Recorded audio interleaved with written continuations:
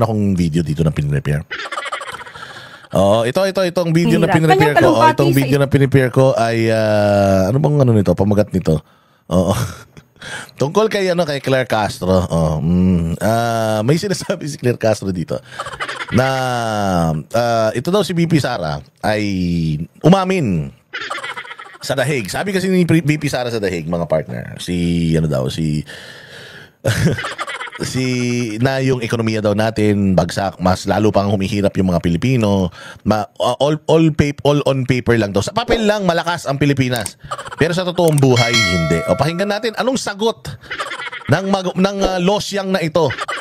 Na anak ng tinapay, mukhang mukhang kasera mo sa bahay. Mukhang kasera mo sa bahay pero putang na yung bahay, sira-sira, ang lakas-lakas maningil. Tumutulo yung bubong, barado yung mga kubeta. Pinapagawa mo sa kanya, hindi ka nire-replyan. Pero kapag kasingilan ng upa, lagi nandiyan dyan. Eto, pakinggan ninyo kung ano sasabihin niya tungkol doon. Sa Australia, binanggit niya po na mayroong balita patungkol sa magagandang nangyayari sa ekonomiya. Ayan, di ba? Sinabi niya. Sabi nila, may magaganda raw nangyayari sa ekonomiya. Mataas daw ang maganda raw ang credit scores natin, nag-improve.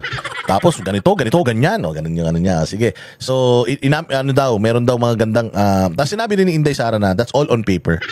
If you go to the streets and ask people, they will not agree that we are doing good.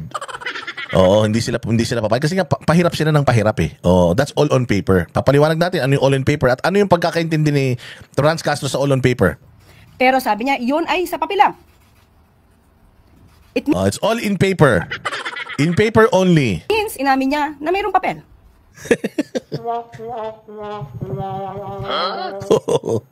Oo, totoo. Putang ina. Mapapaha ka talaga, ha? At least inamin niya na may papel. Putang ina niyan. Boba talaga. May resibo. May patunay na maganda at gumaganda ang ekonomiya. Tang ina to, boba talaga.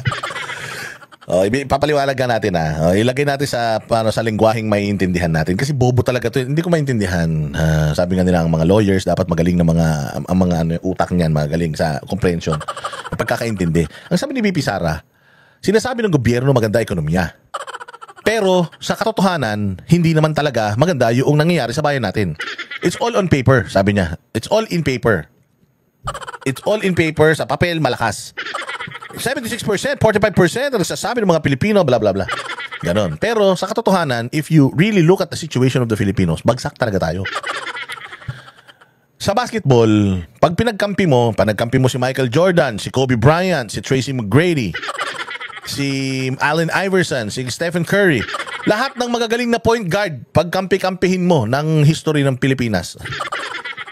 Lahat na maisip mong pinakamagagaling na mga shooting guard at point guard, pagkampi-kampihin mo.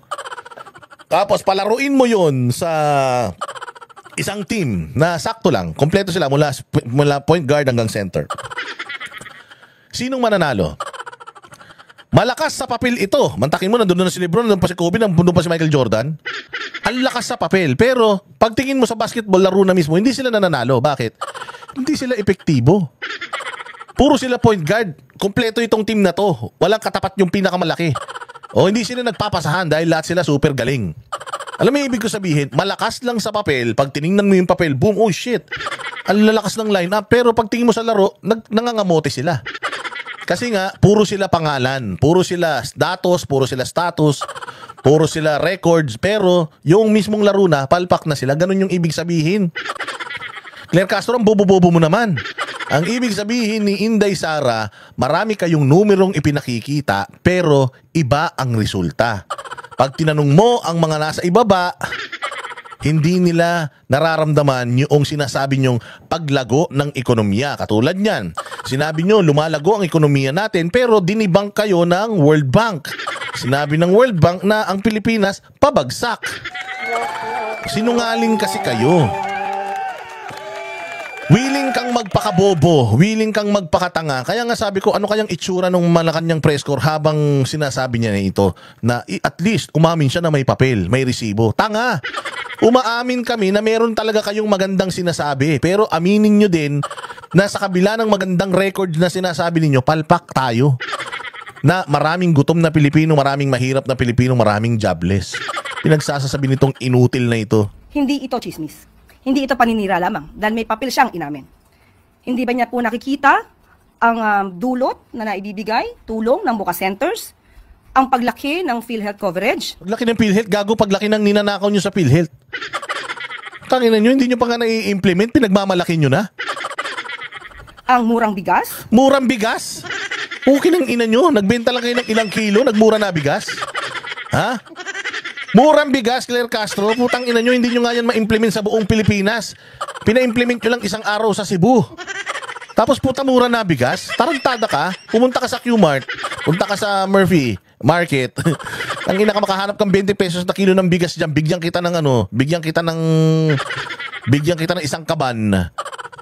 Ang 3+1 promo ng LRT Okay nang ina niyan, yan ang pinagmamalaki mo. 3+1 promo sa MRT, gago.